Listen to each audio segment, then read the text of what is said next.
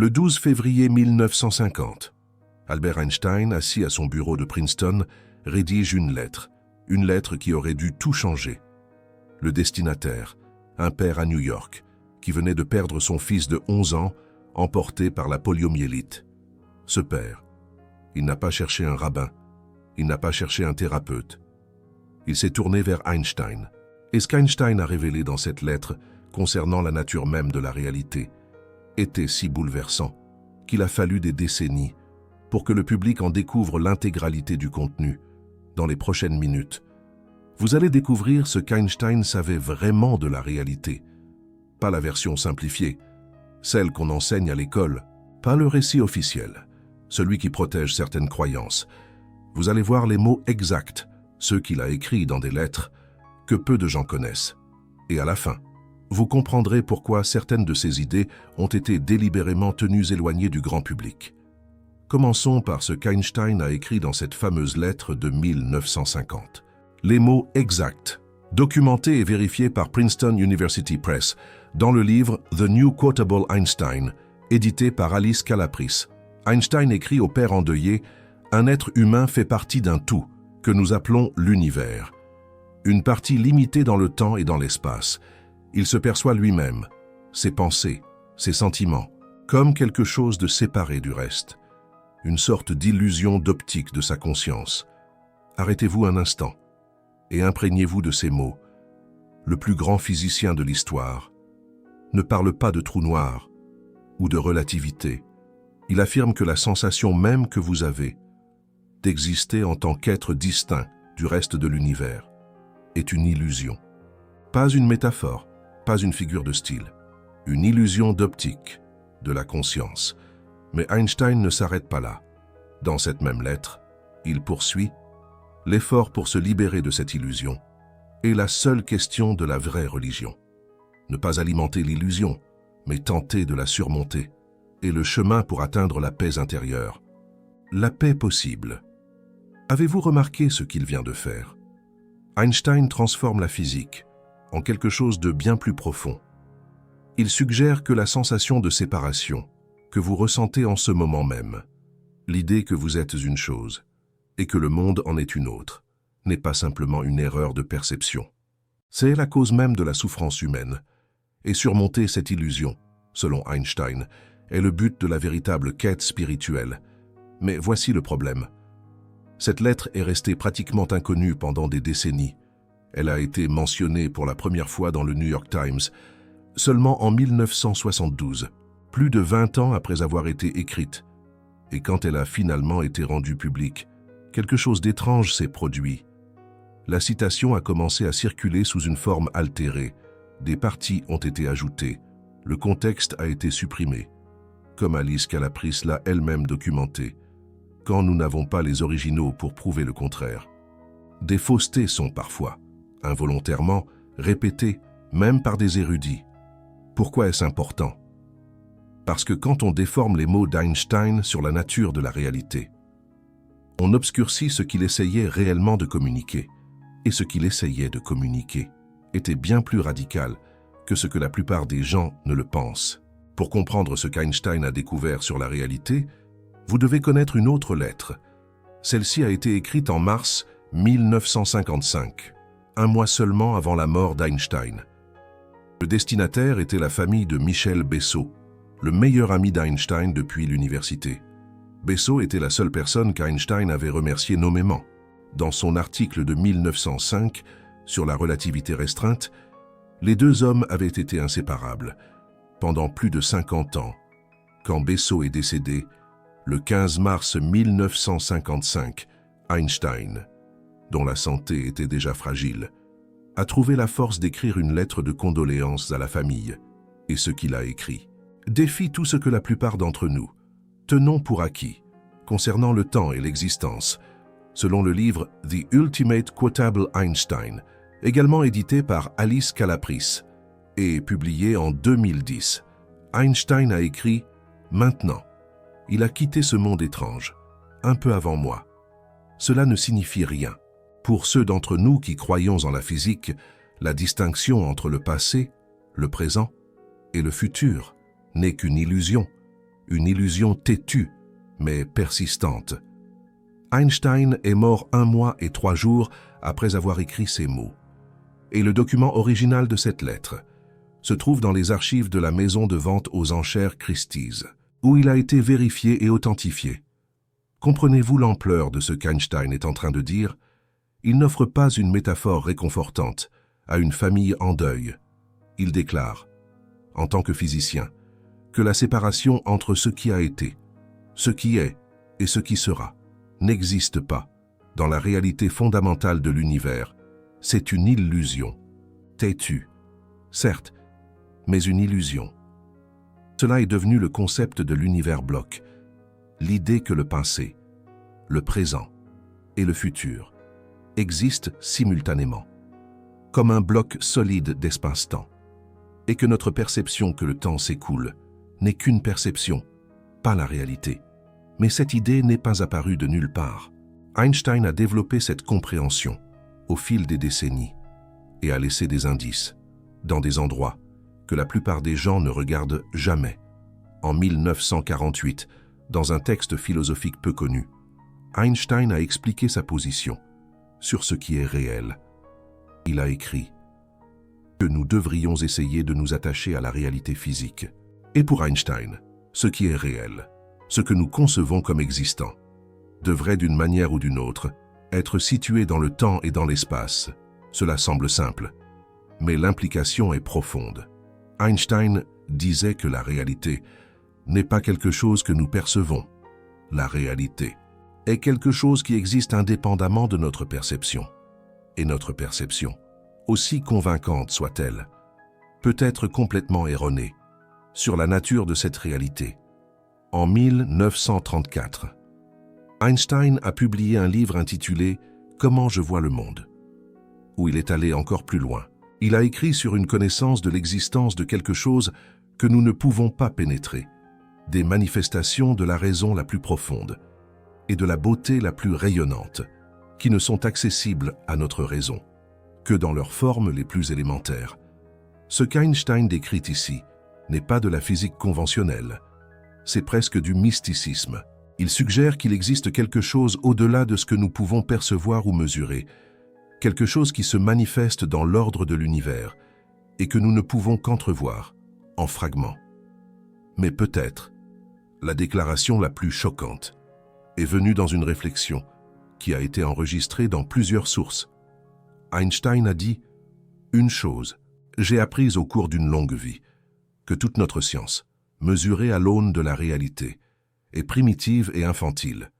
Nous ne connaissons pas encore 1/1000 de 1% de ce que la nature nous a révélé. Et il est tout à fait possible que derrière la perception de nos sens, il existe des mondes cachés dont nous n'avons pas conscience. Des mondes cachés, pas des dimensions théoriques, pas des espaces mathématiques abstraits, des mondes cachés derrière ce que nos sens peuvent percevoir. Quand le plus grand physicien de l'histoire, l'homme qui a révolutionné notre compréhension de l'espace et du temps, suggère qu'il pourrait exister des mondes entiers que nous ne pouvons pas percevoir, vous y prêteriez attention, n'est-ce pas? La question est, pourquoi cette perspective d'Einstein est-elle si rarement enseignée? La réponse réside dans ce qui est arrivé à ces idées après qu'il les ait exprimées publiquement. En 1929, Einstein a accordé une interview au magazine Saturday Evening Post qui a été menée par Georges Sylvestre Virec. Dans cette interview, Einstein a fait des déclarations sur la nature de la connaissance et de l'intuition qui ont été vérifiées et publiées, mais qui contredisent l'image d'Einstein en tant que pur rationaliste. Lorsqu'on lui a demandé s'il faisait plus confiance à son imagination qu'à ses connaissances, Einstein a répondu « Je suis assez artiste pour puiser librement dans mon imagination. L'imagination est plus importante que la connaissance. La connaissance est limitée. L'imagination embrasse le monde entier. » En 1931, Einstein a développé cette idée dans son livre « Comment je vois le monde ». Il a écrit « Je crois aux intuitions et aux inspirations. Parfois, je sens que j'ai raison sans savoir pourquoi. Lorsque l'éclipse de 1919 a confirmé mon intuition, je n'ai pas été du tout surpris. En fait, j'aurais été étonné si cela avait mal tourné. L'imagination est plus importante que la connaissance, parce que la connaissance est limitée, tandis que l'imagination embrasse le monde entier, stimulant le progrès, donnant naissance à l'évolution. Einstein admettait quelque chose que la science institutionnelle évite généralement de discuter. Ses plus grandes découvertes ne sont pas venues de calculs méthodiques, elles sont venues d'intuition, d'une sensation que quelque chose était vrai avant de pouvoir le prouver. Cela contredit le récit officiel de la façon dont la science fonctionne. On nous enseigne que la science est un processus froid, objectif, basé exclusivement sur des preuves et des expériences. Mais Einstein révélait que ses découvertes les plus révolutionnaires venaient d'un endroit différent, de l'imagination, de l'intuition, de quelque chose qu'il ne pouvait pas expliquer rationnellement. Et il y avait une autre dimension dans les croyances d'Einstein qui a été délibérément minimisée. Le 24 avril 1929, Einstein a envoyé un télégramme au rabbin Samuel Lévy qui a été largement documenté. Lorsqu'on lui a demandé quelles étaient ses croyances religieuses, Einstein a répondu « Je crois au Dieu de Spinoza, qui se révèle dans l'harmonie de tout ce qui existe, pas en un Dieu qui se soucie du destin et des actions de l'humanité. » Baruch Spinoza était un philosophe du XVIIe siècle dont la vision de Dieu était radicalement différente de la vision traditionnelle. Pour Spinoza, Dieu n'était pas une entité séparée qui a créé l'univers. Dieu était l'univers lui-même. Toute la réalité était une manifestation d'une substance divine unique. Quand Einstein a dit qu'il croyait au Dieu de Spinoza, il faisait une déclaration profonde sur la nature de la réalité. Il suggérait qu'il n'y a pas de séparation entre le Créateur et la création, que l'univers entier, vous et moi y compris, est une expression de quelque chose de divin. Combinez cela avec sa lettre sur l'illusion d'optique de la conscience. Combinez cela avec ses mots sur la distinction entre passé, présent et futur étant une illusion. Combinez cela avec sa suggestion de monde caché au-delà de notre perception. Une image commence à émerger. Et cette image est bien plus radicale que la version d'Einstein qu'on nous présente habituellement. Dans un autre document, Einstein a écrit sur sa religiosité comme une admiration humble pour l'esprit infiniment supérieur qui se révèle dans le peu que nous, avec notre entendement faible et transitoire, pouvons comprendre de la réalité. Cela apparaît dans le livre The Human Side, publié en 1954. Einstein n'était pas athée comme beaucoup l'affirment. Il n'était pas religieux au sens traditionnel. Il était sur un territoire différent. Il voyait l'univers comme une manifestation de quelque chose qui transcende notre capacité de compréhension. Et il voyait notre perception de la réalité comme fondamentalement illusoire. La question qui devrait nous troubler est pourquoi cette perspective d'Einstein sur la réalité n'est-elle pas largement enseignée? Pourquoi, lorsque nous étudions Einstein à l'école, apprenons-nous ELMC2, mais pas ces lettres déclarant que la séparation est une illusion d'optique de la conscience? La réponse pourrait résider dans le fait que ces idées sont trop perturbatrices pour le paradigme scientifique dominant. Si la réalité que nous percevons est une illusion, alors toute notre structure de connaissances scientifiques doit être réévaluée. Si le temps tel que nous l'expérimentons n'existe pas de la façon dont nous le pensons, alors nos notions les plus basiques sur cause et effet doivent être reconsidérées. Il est plus facile d'enseigner Einstein comme un génie des mathématiques que comme un penseur qui a remis en question la nature fondamentale de ce que nous appelons réel. Mais vous qui regardez cela, êtes différent. Vous n'acceptez pas la version simplifiée. Vous voulez savoir ce qui a été caché. Alors, allons plus loin. En 1947, Einstein a écrit une lettre à Max Born, qui a été préservée dans la collection Born-Einstein Letters, publiée en 1971. Dans cette lettre, Einstein a exprimé sa fameuse objection à la mécanique quantique. Il a écrit « Je ne peux pas y croire sérieusement, parce que la théorie ne peut être réconciliée avec l'idée que la physique devrait représenter une réalité dans le temps et dans l'espace, libre d'actions fantomatiques à distance. » L'expression « action fantomatique à distance » fait référence à l'intrication quantique, le phénomène par lequel des particules peuvent être instantanément connectées, indépendamment de la distance entre elles. Einstein considérait cela comme impossible, parce que cela violait sa compréhension de la façon dont la réalité devrait fonctionner. Mais voici l'ironie que peu réalisent. Einstein avait raison de se méfier, mais pas pour les raisons qu'il pensait. L'intrication quantique a été prouvée expérimentalement. Des particules peuvent réellement être connectées de façon qui transcende l'espace et le temps tels que nous les connaissons. Ce qu'Einstein a appelé fantomatique est réel. Et cela valide, d'une certaine manière, sa propre intuition sur la réalité étant différente de ce qu'elle paraît. Si des particules peuvent être connectées instantanément à travers n'importe quelle distance, alors notre notion de séparation dans l'espace peut être aussi illusoire que la séparation dans le temps qu'il a décrite dans sa lettre à la famille Bessot.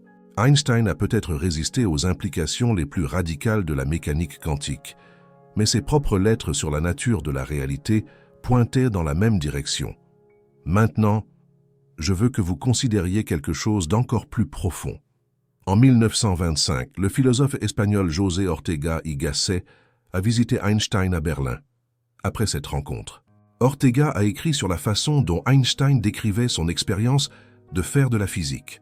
Selon Ortega, Einstein disait que ses théories ne venaient pas d'un processus purement logique. Elles venaient d'une espèce d'intuition visuelle. Einstein imaginait des scénarios. Il voyait la lumière voyager. Il sentait ce que ce serait d'être dans un faisceau de lumière. La fameuse expérience mentale d'Einstein. Imaginez ce qui se passerait s'il voyageait à la vitesse de la lumière. N'était pas un exercice mathématique. C'était un exercice d'imagination, d'intuition, de quelque chose qui transcende la pensée rationnelle conventionnelle.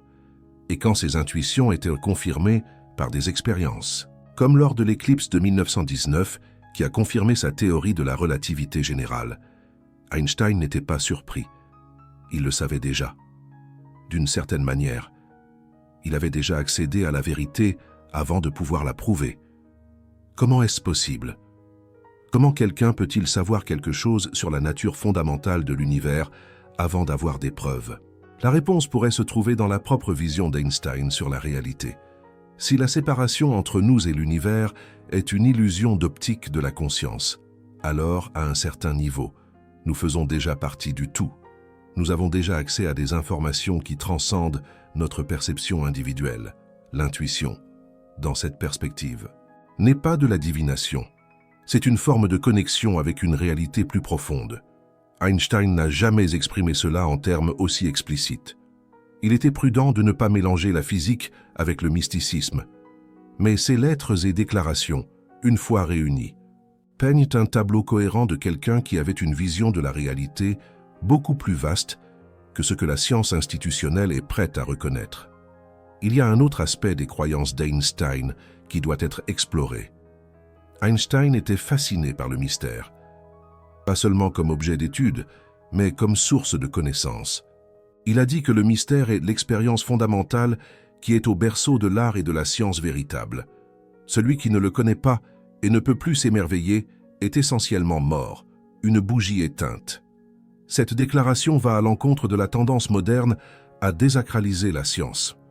On nous enseigne que la science élimine le mystère, en le remplaçant par des explications. Mais Einstein voyait cela différemment.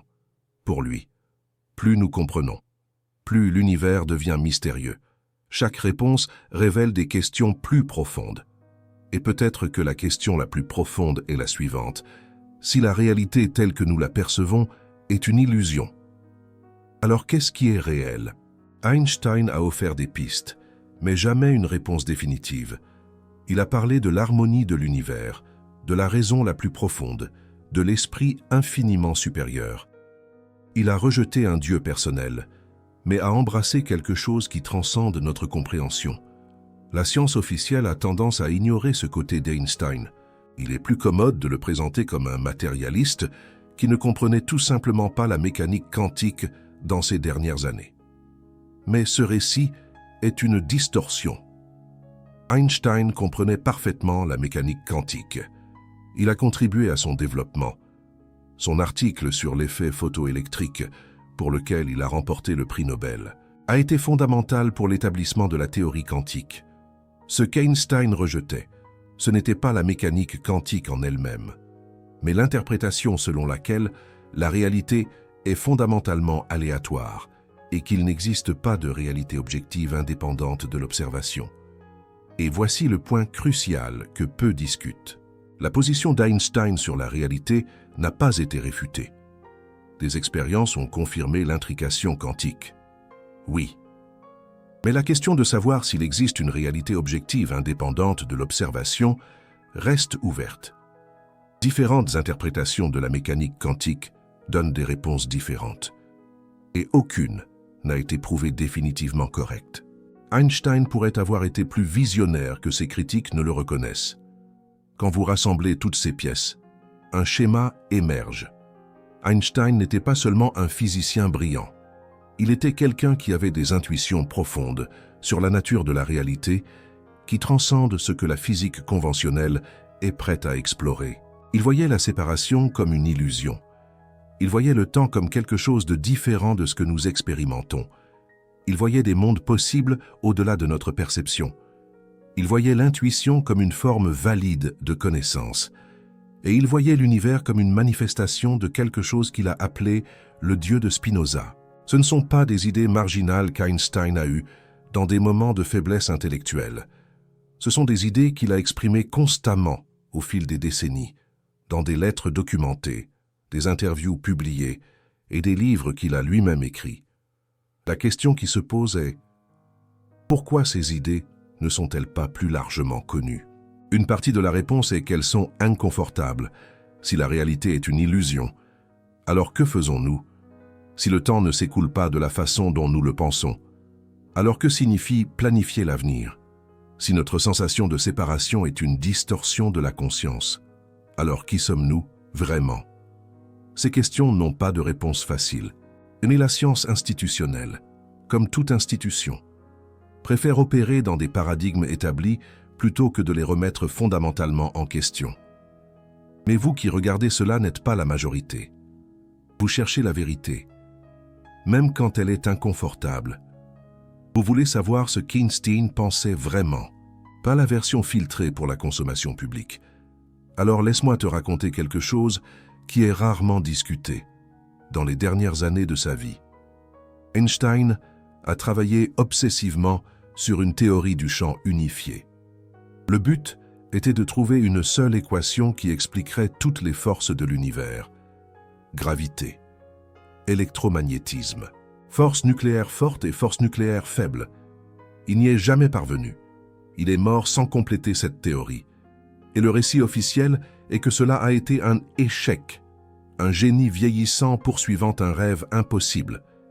Mais considérez une autre perspective. Einstein cherchait l'unité. Il essayait de prouver mathématiquement ce qu'il intuait déjà spirituellement. Que l'univers est un tout intégré, que la séparation est illusoire, qu'il existe une harmonie sous-jacente à l'apparente multiplicité. La théorie du champ unifié n'était pas seulement de la physique. C'était l'expression mathématique de la vision du monde d'Einstein.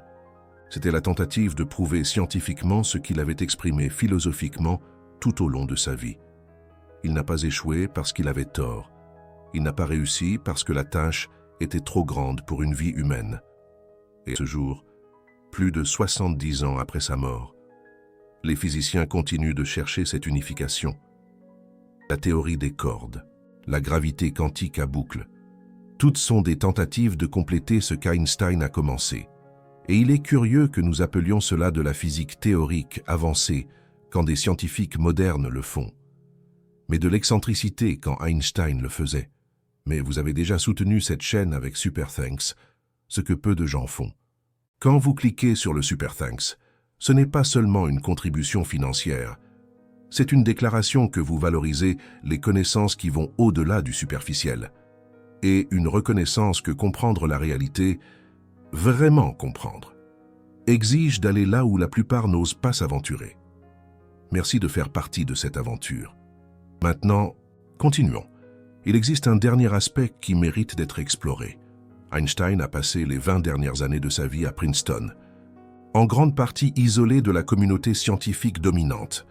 Il était respecté en tant que figure historique, mais ses idées sur la nature de la réalité étaient souvent balayées d'un revers de main, considérées comme trop philosophiques. Mais regardez ce qui s'est passé depuis l'intrication quantique, qu'Einstein appelait fantasmagorique, a été confirmée expérimentalement, et elle est désormais à la base de technologies émergentes comme l'informatique quantique et la cryptographie quantique. L'idée que la perception humaine pourrait ne pas représenter la réalité objective qu'Einstein exprimait dans ses lettres à propos de l'illusion d'optique de la conscience est aujourd'hui un champ de recherche actif en neurosciences et en philosophie de l'esprit. La notion que le temps pourrait ne pas être ce qu'il semble, exprimée dans la lettre à la famille Bessot, continue d'être débattue en physique théorique, avec certains physiciens argumentant que le temps pourrait être une propriété émergente de quelque chose de plus fondamental, et la recherche d'une théorie unifiée reste le saint graal de la physique moderne. Einstein était en avance sur son temps, pas seulement dans ses découvertes scientifiques, mais dans sa compréhension de la nature de la réalité.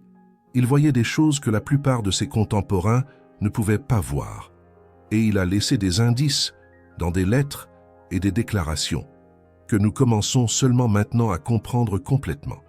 La question que nous devons nous poser n'est pas de savoir si Einstein avait raison ou tort. La question est, pourquoi n'enseigne-t-on pas cela?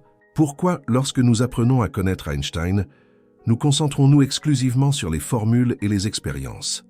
En ignorant complètement sa vision philosophique sur la nature de la réalité, la réponse pourrait être simple, parce que ces idées sont trop dangereuses pour le statu quo.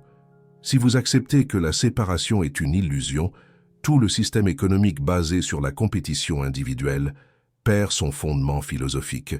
Si vous acceptez que le temps est une illusion persistante, l'urgence qui nous pousse à consommer et à produire perd son sens.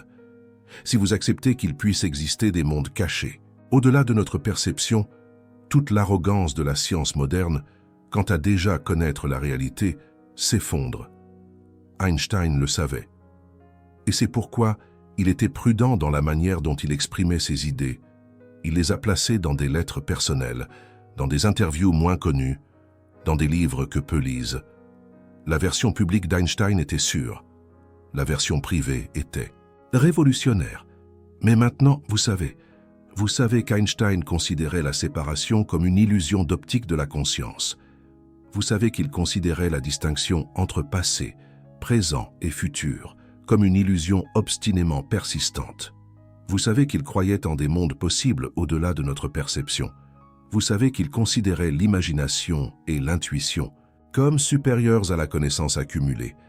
Et vous savez qu'il a dédié sa vie à trouver l'unité sous-jacente à l'apparente multiplicité de l'univers. Est-ce que cela change quelque chose pour vous?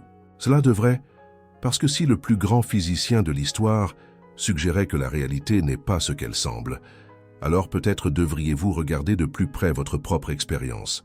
Peut-être que la sensation de séparation que vous ressentez, la solitude, la distance entre vous et les autres, est exactement ce qu'Einstein disait, une illusion. Peut-être que le temps qui semble passer, la vie qui semble s'échapper, est différente de ce que vous pensez. Einstein a écrit la lettre sur l'illusion du temps 1 mois avant de mourir, et il ne semblait pas effrayé. Il semblait en paix, parce qu'il savait quelque chose que la plupart ignorent. Et maintenant, vous le savez aussi. Mais savoir ne suffit pas. Einstein a dit que surmonter l'illusion de la séparation est l'unique question de la vraie religion. Pas la croyance, pas le rituel, mais l'expérience directe que vous n'êtes pas séparés du tout. Comment faire? Einstein n'a pas laissé de manuel, mais il a laissé des indices. Le premier indice est l'humilité. Einstein parlait constamment de l'admiration humble devant le mystère de l'univers, pas d'arrogance intellectuelle. Humilité, reconnaître que nous ne savons presque rien. Le deuxième indice est l'imagination. Einstein valorisait l'imagination au-dessus du savoir, parce que le savoir est limité à ce qui a déjà été découvert. L'imagination peut aller au-delà, elle peut accéder à des territoires que la logique n'a pas encore cartographiés. Le troisième indice est l'intuition. Einstein faisait confiance à ses intuitions, même lorsqu'il n'avait pas de preuves. Il sentait la vérité avant de pouvoir la démontrer. Cela suggère une connexion avec quelque chose de plus grand que la pensée. Rationnel. Le quatrième indice est le questionnement. Einstein n'a jamais accepté la version officielle de rien. Il questionnait tout, depuis les lois de Newton jusqu'à la nature du temps. Et c'est ce questionnement qui l'a mené à des découvertes qui ont changé le monde. Ces 4 qualités, humilité, imagination, intuition et questionnement, ne sont pas des secrets cachés, ce sont des pratiques que n'importe qui peut cultiver. Et si Einstein avait raison sur la nature de la réalité, cultiver ces qualités pourrait être le chemin pour surmonter l'illusion de la séparation. Vous n'êtes pas séparés de l'univers, vous faites partie du tout, vos pensées et vos sentiments, qui semblent être exclusivement les vôtres, sont des manifestations de quelque chose de plus grand. Le temps qui semble s'écouler est une construction de votre conscience. La réalité que vous percevez n'est qu'une fraction infinitésimale de ce qui existe réellement. Einstein le savait, et maintenant, vous le savez aussi. La question est, qu'allez-vous faire de cette connaissance? Vous pouvez l'ignorer, revenir à la vie quotidienne, comme si rien n'avait changé. L'illusion est persistante, comme Einstein disait, et confortable, ou vous pouvez laisser cela transformer votre perspective. Regardez les conflits de votre vie et demandez, si la séparation est une illusion, pourquoi est-ce que je me bats? Regardez la peur de la mort et demandez, si le temps est une illusion, que signifie réellement mourir? Regardez la solitude et demandez, si je suis parti du tout, puis-je vraiment être seul? Ce ne sont pas des questions faciles, mais ce sont les questions qu'Einstein se posait dans ses lettres les plus intimes, et ce sont peut-être les questions les plus importantes que nous puissions nous poser. Einstein est mort le 18 avril 1955. Un mois après avoir écrit la lettre sur l'illusion du temps, ses dernières paroles étaient en allemand, et l'infirmière qui était présente n'a pas compris ce qu'il a dit. Nous ne connaîtrons jamais ses mots finaux, mais nous savons ce qu'il pensait de la mort, parce qu'il l'a laissé par écrit. Pour Einstein, la mort était juste une transition au sein d'un univers où passé, présent et futur existent simultanément. Ce n'était pas la fin, c'était un changement de perspective. Et s'il avait raison, alors Michel Bessot, son ami de toujours, n'est pas mort au sens où nous l'entendons habituellement. Il se trouve simplement à un autre point du bloc d'espace-temps qui constitue la réalité. Et Einstein, un mois plus tard, est allé le rejoindre. C'est de la spéculation, bien sûr. Ce n'est pas de la science au sens strict du terme, mais c'est le genre de spéculation qu'Einstein se permettait de faire dans ses lettres personnelles. Et c'est le type de vision qui rend la mort moins terrifiante, et la vie plus mystérieuse. Vous avez maintenant accès à quelque chose que la plupart des gens ne verront jamais. Non pas parce que c'est caché dans des coffres-forts secrets, mais parce que la plupart des gens ne cherchent pas. La plupart acceptent la version simplifiée d'Einstein, la version qui tient dans les manuels scolaires, la version qui ne dérange pas. Mais vous n'êtes pas la plupart. Vous avez cherché quelque chose de plus profond et vous l'avez trouvé. La réalité n'est pas ce qu'elle semble être. Einstein le savait. Et maintenant, vous le savez aussi. Et ça change tout. Réfléchissez-y. Et si vous voulez continuer cette exploration, commentez ici en bas.